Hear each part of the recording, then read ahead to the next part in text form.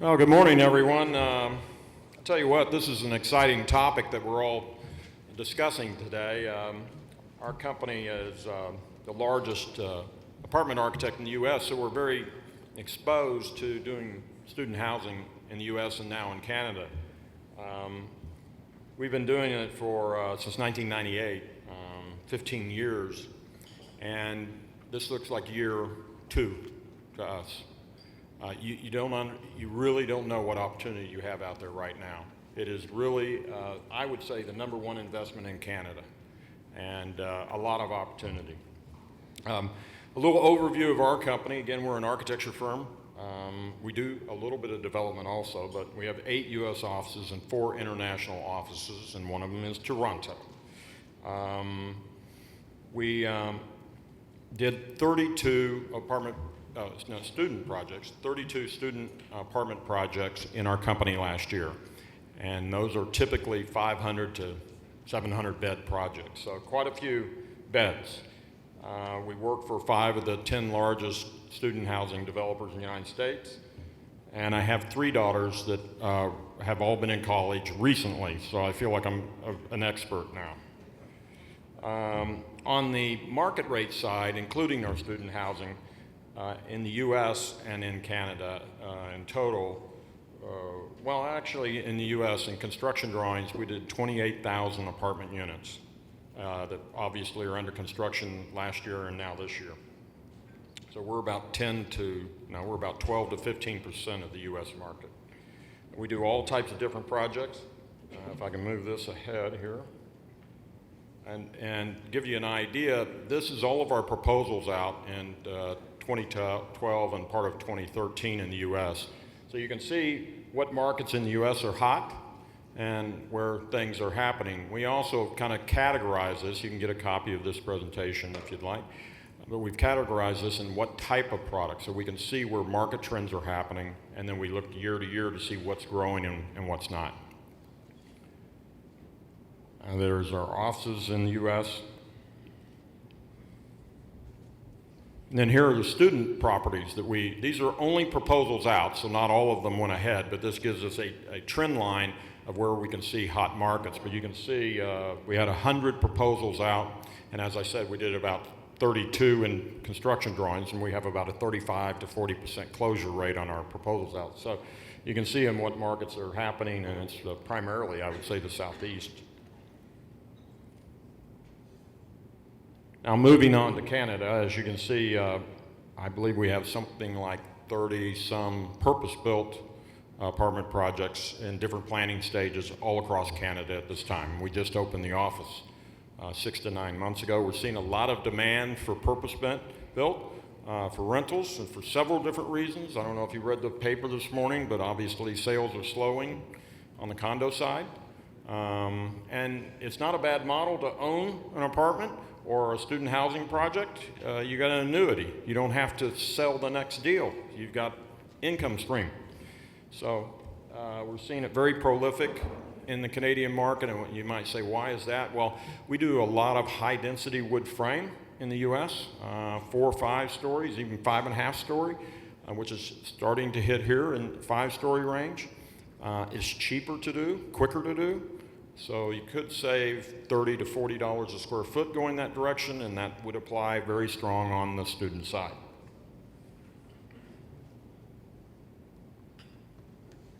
And we currently are working on 5 student housing projects in Toronto, and not in Toronto, but in all of Canada. Next, just product. Today, I'm just going to give an overview of the different things we are doing and working on, and this is all across the U.S. Most of the things we're working on in Canada are very new in nature, and most of them confidential. But what we see is several different product types. You heard in the last speakers very good points brought up about the market, but on the far left you can see some cottages down at the very bottom, look like single family home. We do that more out, as said before, a little bit from campus. Here at the bottom middle there is high density with retail in the base, and then high rises coming in. Armand brought up a very good point. The problem with some of the farther out properties is people are now going urban and going right up against campus, and it's pretty hard to compete with that, especially if you have a lot of amenities. And we're going to touch on that here in a little bit.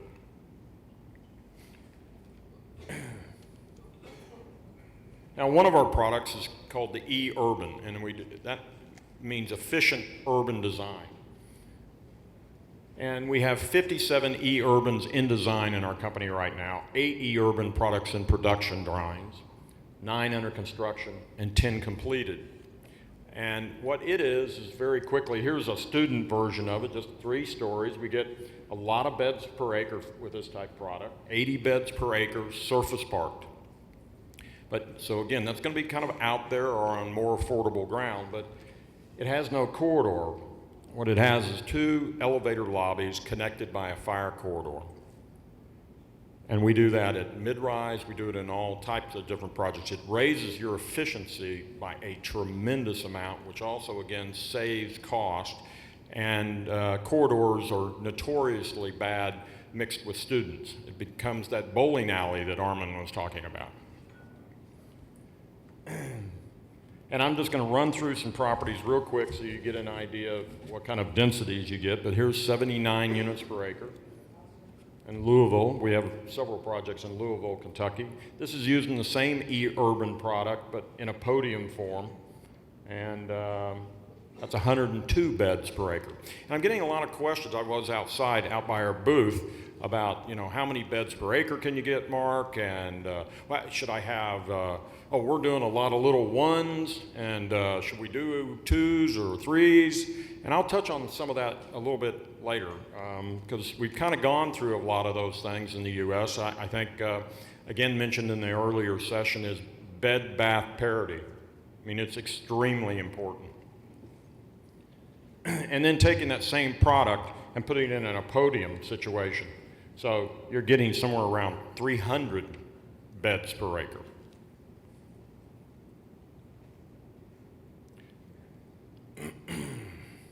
Then, as mentioned before, a wrap. I don't know if you're familiar with that term, but you're wrapping your wood frame or your concrete product around an above-grade parking garage. It's some of the other type products we're doing, and we get many more beds per acre, and the construction cost is much, much less.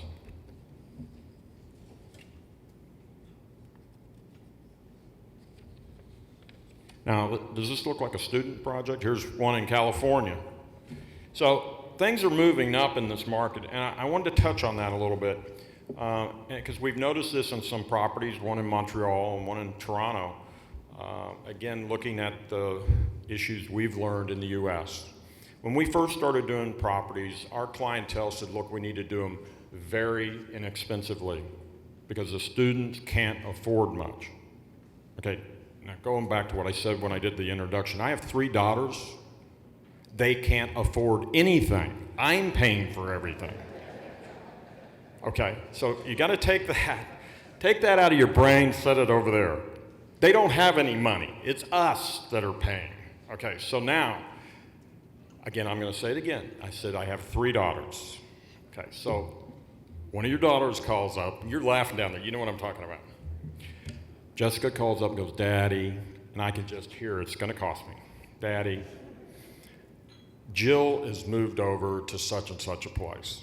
And I won't even give her 2 seconds. I'm like, because she's got it all down. All of her girlfriends do too. They've got this story down, they're going to tell their parents. And I don't even let her go that far. I go, how much more? And you know what the irony is? I've been hearing about $700 a bed and so forth. She goes, oh, it's $150. And she doesn't tell me there's a $50 add-on on something else. But anyway, so it's $200. The $200 really doesn't matter to me. And it really is a minor cost for Jessica of the overall scope of her going to that university.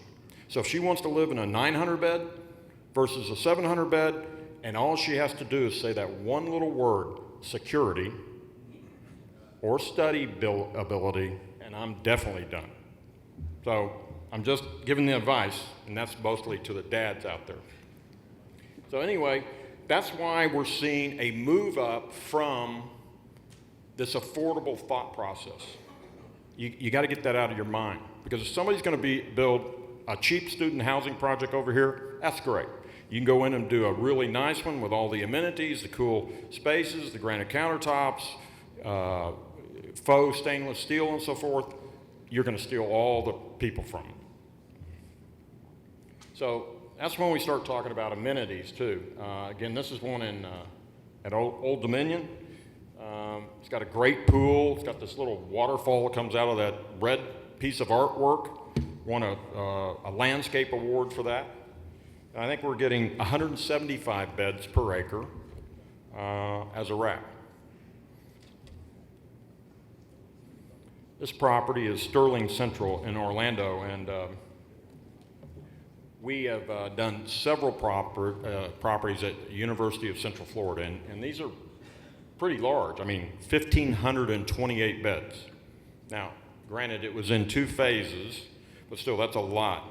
And that's another question that was asked of me about, well, what size property to do. This is like purpose-built apartments. The magic number is over 200 units. You want to be 250 or something like that. And I'm sorry if I'm telling everybody something you already know, but in student housing, 150 beds is one thing, but really 400 beds, 500 beds, is really where it works, where you get the right number of management staff to critical mass, and you can do a lot more amenities and so forth. But this is a good example, and you can see pool space on the left is very much like a resort type pool, and then I don't know if you can see that small photograph with the 3 television screens. That's a sports barn inside the development. So at all the universities, you're watching sports of some sort, so they're all down there watching that. Maybe somebody's watching another channel or whatever it may be. And then theater rooms and so forth, and of course bikes are a pretty much known deal. And also, this was featured in Playboy magazine as the ultimate college housing option. Somebody asked me, was it a fold-out? No, it was not a fold-out. This is a new property we're working on right now. Capstone's one of the partners on it, and Woodridge Capital. Another quite large property, 1,906 beds. Now again, we will phase this, but we are seeing, as was mentioned before by others, that these properties are getting right next to campus. People are willing to pay more for the land, go higher density or high rise, put a retail component, and I'm telling you, the retail component is a killer. I mean, you have Starbucks, Chipotle, you just name it. Go through the different things. A restaurant and bar, I mean, they just, huge income from it. And this is 165 beds per acre. So basically what you're seeing surface parked is 80 beds, 90 beds per acre, 165 for a wrap. Another higher end looking property, and a little urbanist look to it with, the exposed ductwork and so forth. And we're typically now doing that faux vinyl wood plank almost everywhere except for in the bedrooms. It looks pretty real and can withstand all those beer stains. Now, as I said, these densities keep going up, and all the properties I've showed you so far are all wood construction. Again, this is a 5/1, so one level of retail with a concrete podium, if you will, and then 5 stories of wood above. Yeah, 162 beds per acre. We're also doing townhomes. I'll show you some floor plans on that a little later. That is kind of an interesting direction to go. And another new project, we were just talking over there about this one in Louisville and discussing about the need for retail. It's going to be right next to campus. It's also next to a freeway. The freeway separates it and the campus, but you can get to the campus on both ends of the property. So we're going to load up certain portions of the parking garage that's close to the freeway with cell towers. They'll be hidden because, they're not allowed in most locations, but, gets a lot of extra income. And again, nice poolscape, very high density, 255 beds per acre, so that's very strong. Rooftop pools, very nice amenities. I mean, you got to start taking the thought process up. Again, if the guy next to you doesn't have all the amenities, billiards area, game room, all these different things, then you're going to beat him. And I heard mention pool and or hot tub. I don't know. I would debate that. We've done a lot of projects, high-rise properties in Minneapolis, and we did one with an enclosed pool. It was in a glass gazebo, and they could open up the glass, and we thought that'd be perfect for those Minnesotans. And I don't know, but a nice May day, people are outside, and they're enjoying the space on the weekend, and they're wanting to be outside. And so the next property we did, a 40-story there, we did a kind of a over the parking deck pool outside, and that place is packed. And it's also got a big fire pit and everything out there, and it's really a place to go. It is truly packed. So I don't know if I would eliminate the pool, especially if you had 500 beds or something like that. Again, Eugene, Oregon, again, just see what's happening, but you might note there is 234 bike spaces, so bikes are obviously extremely important. You don't want them bringing them in their unit. You want to have them somewhere else, and as somebody else said too about you want to supply the furniture there, most definitely you want to do that.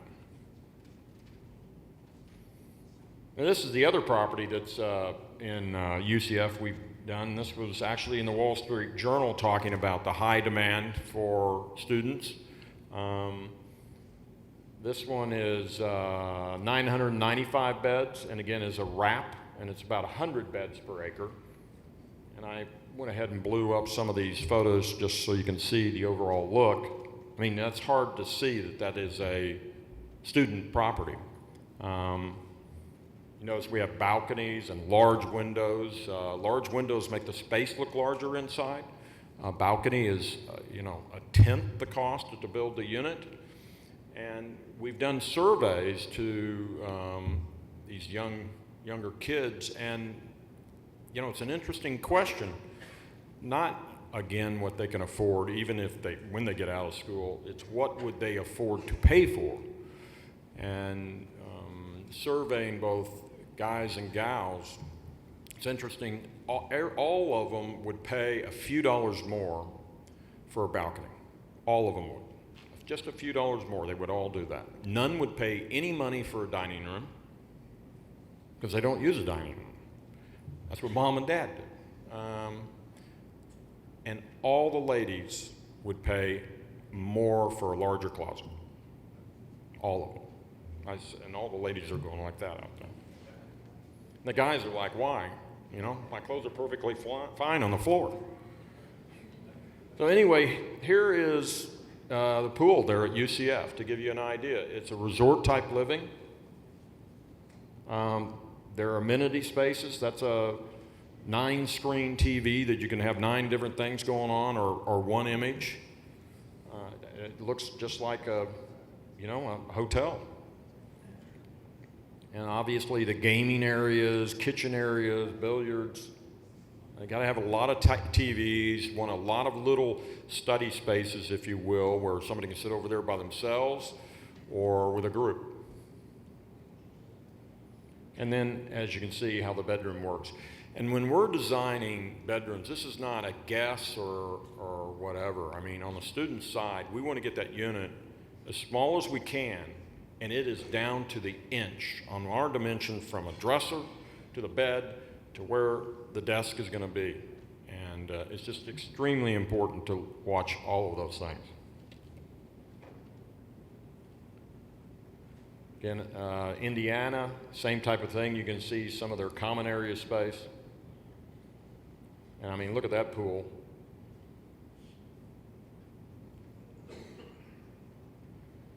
This is just more of our EUrban surface park. Again, just want to show you some exteriors where you can really change things up. This is actually next to a Catholic university, matching the mission style of that university.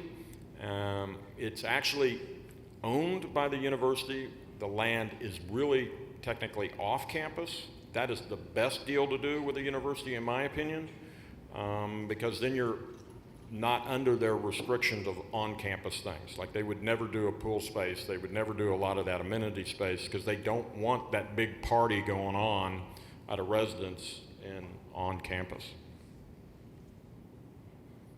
And then we see some bifurcated properties too for students where you actually can cater to some students, but you're also going after market rate. And this is one, it has a, I don't think you can see from the slide, but the two small courtyards are connected by this kind of space between them, and it's called the cave. And in there they've got seating areas and flat screens and all that sort of thing. Then you start at a small size, one bedroom in a lot of the properties, so 555 or smaller works great. Now, we have a huge number of mid-rise and high-rise student projects coming online right now, and we're working on some of them in Canada.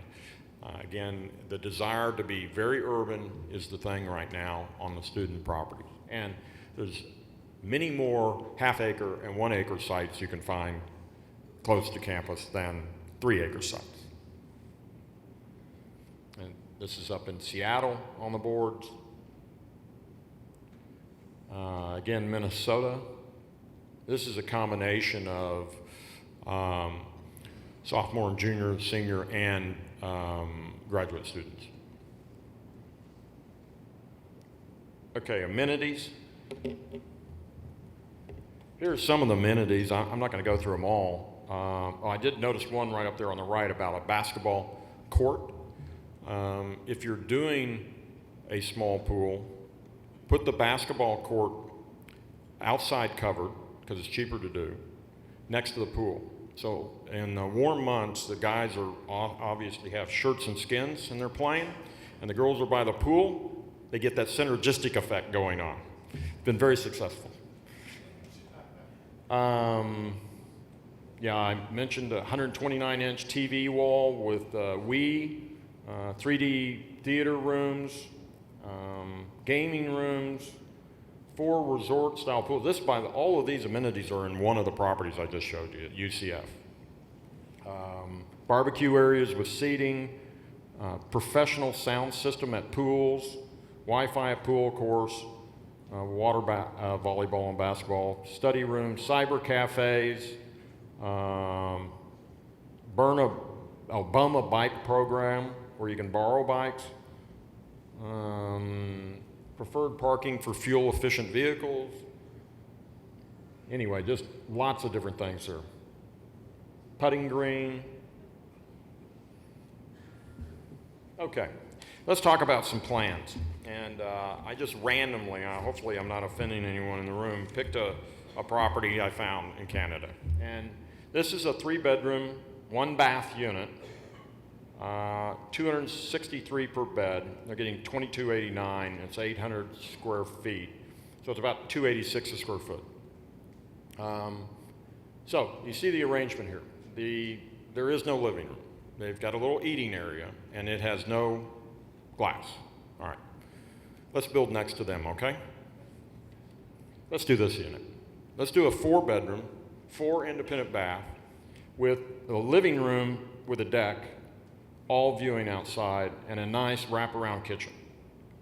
When you run the numbers on this, at $1,000 a bed, which, again, if Jessica calls me up and says, hey, Daddy, $200 more for this, and this is what I'm living in, I'm all in. And she's got a nice bedroom, a great desk area, private entrance to her bathroom, and a walk-in closet. So I know Jessica should be sold on that. Also, it has a washer and dryer where they don't have the washer and dryer upstairs. So everybody see that? They will easily pay $200 more. Now, here's some typical type plans we do in a property. Again, we were asked a lot of questions out in front by our booth about well, we're looking at doing this, what do you think? Or one comment, no, I actually heard twice. Here's what we're going to do. We're real close to campus, and we're going to do a bunch of really small one-bedroom units. What do you think about that? I said, well, that's okay. But typically, what we've found over 15 years is a 4-bedroom, 4-bath is a sweet spot for sophomores and juniors. And we do 70% of them as the 4-bedroom, 4-bath. And if you take that thinking of doing everything small units, and that's what I would think if we hadn't learned this over time, that's what everybody would want to have, is a 1-bedroom, real small. Your cost is significantly higher to build 4 bedrooms with 4 kitchens. Significantly higher. That's the most expensive thing you're building is a kitchen. Your appliance package, your cabinet package, all that sort of thing. Where if you do a slick 4-bedroom, 1 kitchen, then you've got something that's really working for you. Now, there is a lot of need for the other units. You notice here to the left we have a 3-bedroom. You know why you do a 3-bedroom? Because after that first semester of 4 people living together, 3 of them are going to hate one of the roommates. So you move into a 3-bedroom. But then as they get older, they want a little quieter space. They can, again, talk mom and dad to a 2-bedroom. And then as it was discussed before, once they become a senior, you're all in letting them study. That's what they're interested in. Go to the 1-bedroom. But that's only, those other 3 units are only 30% of the component. Now, we have actually seen things really change up a lot, where we're now doing townhomes in some locations. You can do this in a stacked corridor type product, or you can do it, you know, we've done it as a 3-story product where you have 2 bedrooms on the ground floor with a kitchen, and this is on top. But what you have here is a unique design in that if you can see on the lower level on the left, it's got the living room, the kitchen, 2 bedrooms that are completely separated and the walk-in closet and all that, okay? But then you go up the spiral stair and there is another living area, loft area upstairs. So basically for 100 square feet, you've really created 2 bedrooms. So if a guy has his girlfriend coming over and the other guys are downstairs watching television or whatever, it's a little uncomfortable. So you can go upstairs and watch television up there, you know? Well, it's been very successful. And it's a much higher dollar because it's a bigger unit, because stair and all that sort of thing. But we failed to see the high end of the market not capture everything. And then amenities, this is just kind of an overview. You know, you've got a nice kitchen area and kind of a rustic flavor on the right, a little cool kind of conference area there in the middle. Again, different seating areas at the bottom right, and same sort of thing in the middle. Workout areas are a must, as also was mentioned, and they're very sophisticated on that. They understand workout areas. And then pools, again, we have our own landscape group, so they get pretty wild. You see putting greens and so forth. Again, more about pools.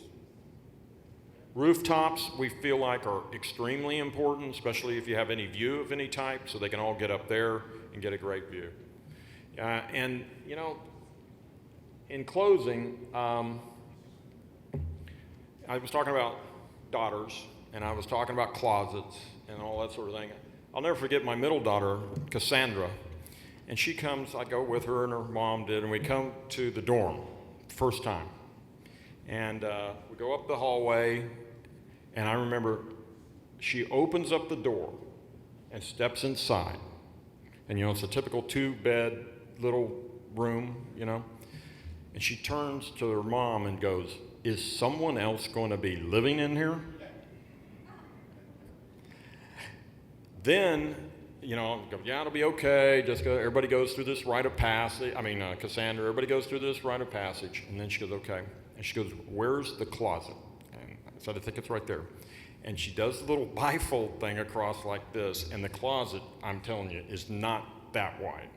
And she looks at me and she just goes, you know, In other words, what am I going to do? So remember something, your universities are great competition to you. I was just kidding. You've got a great opportunity. All right, that's it. Thank you very much.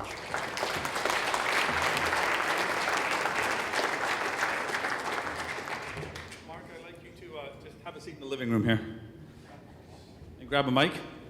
One more over there. Yeah, we'll ask you a few questions, and certainly we'll put the lights on. There's an opportunity to ask questions from the audience. So great presentation, Mark. Thank you. I'm going to give you a scenario. You're in a Canadian city.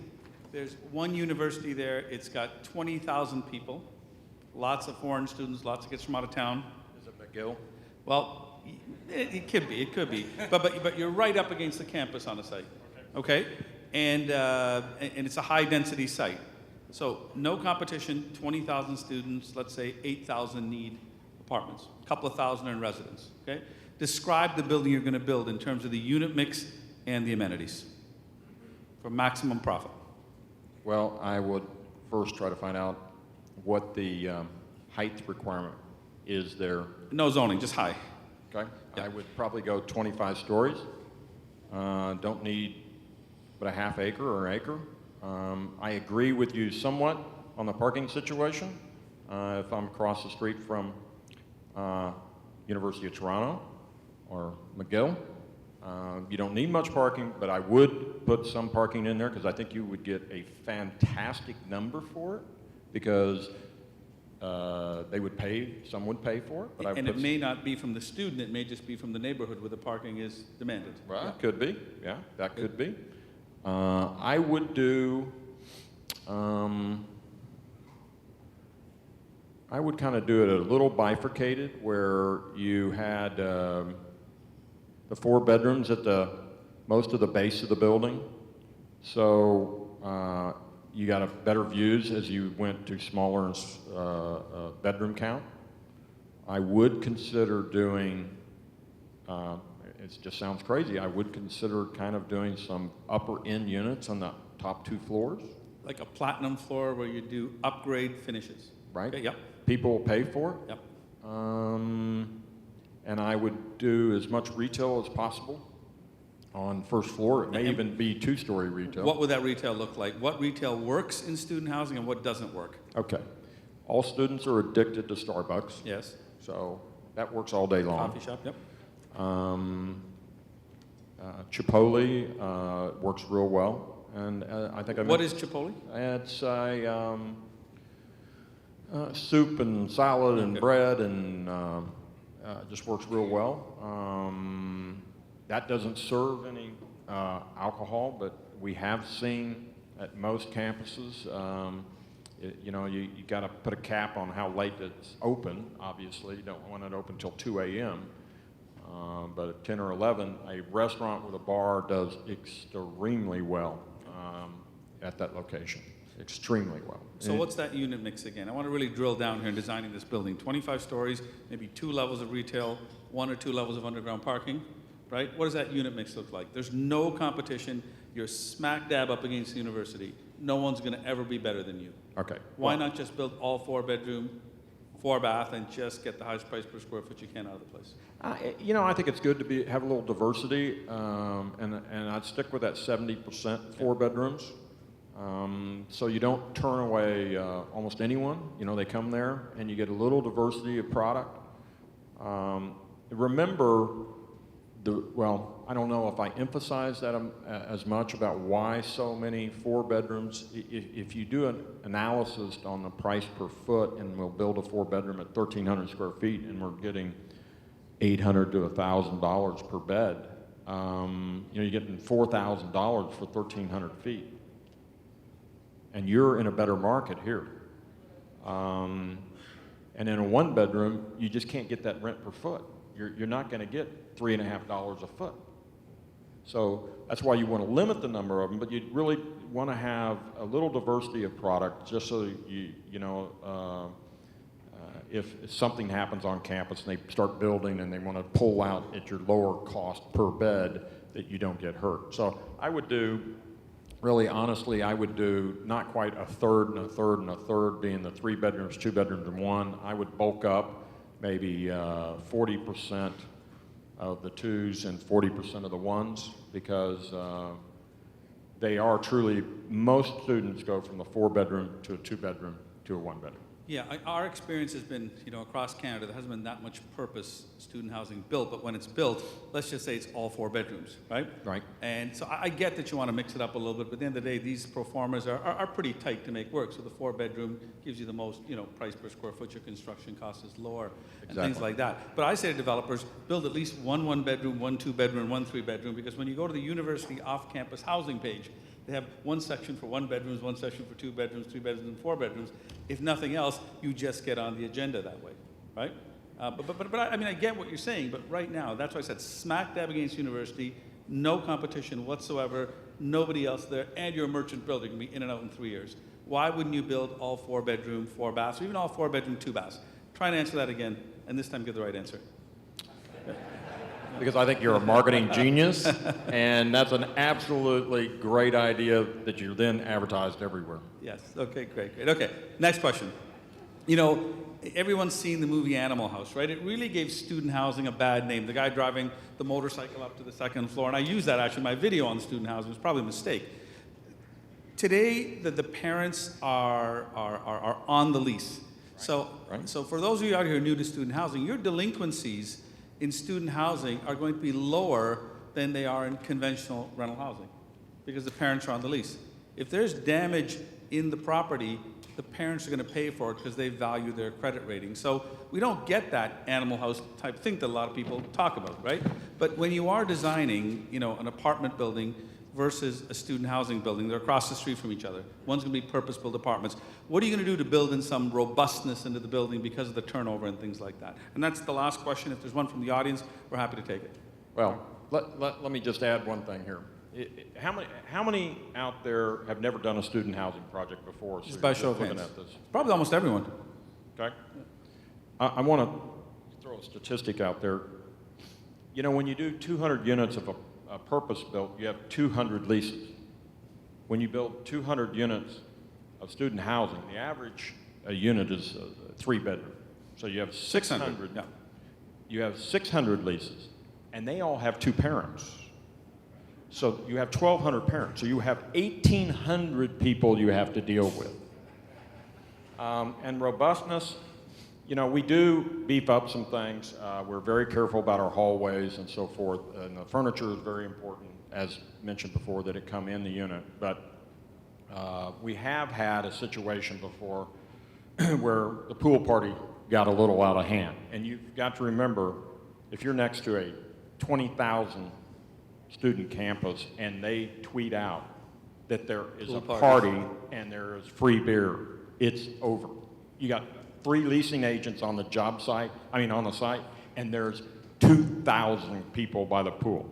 So as the management people, I know there's several of you out there say, is if you don't manage those students, they will manage you. So it's still possible to be a little bit like Animal House. Okay. So Mark, one last question. These people have traveled from far. They paid a lot of money to be here today. I want you to offer them one piece of advice that you really never said before in public. They're going to help them develop a great student housing business. Well, I have said it. I don't know that there's something I can tell you that I haven't said before. I don't keep much to myself about great things I think people ought to do. I would say 2 things, and I said them both before.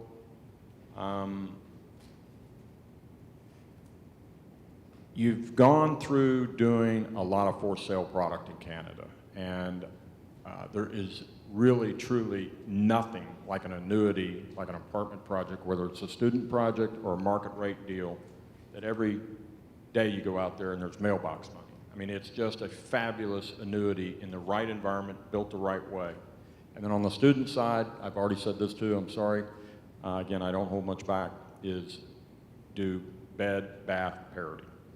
We already made that mistake in the U.S. do bed bath parity. You give them a key fob or something for their bedroom, and they've got their own lockable space. They don't have to worry about their roommates going in and out of there. So just to recap, you've got this 25-story building smack dab beside a university. You're building a lot of 4 bedrooms. You're still going to do 4-bedroom, 4-bath, even though there's nothing in the marketplace. Yes. Okay, great. Well, please help me in thanking Mark Humphreys. You did a terrific job. Thanks, Mark. You can stay.